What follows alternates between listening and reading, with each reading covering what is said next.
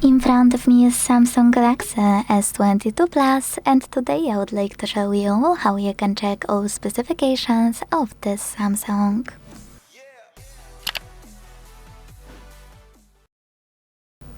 First of all, go into Play Store and download free app called DevCheck Device and SystemInfo from Flirt2 Developer. This one, not sponsored by the way. After getting this app, launch it, and then thanks to it, learn all the information about your device's dashboard, hardware, system, battery, network, apps, camera, and even sensors.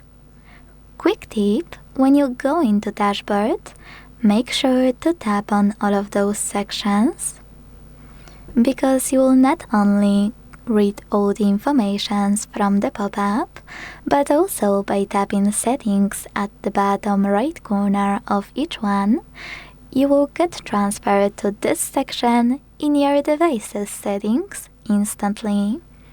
You can also do that by clicking on gear icons at the top right corner. Thanks so much for watching. If you enjoyed this video, leave a like, comment and subscribe. Bye!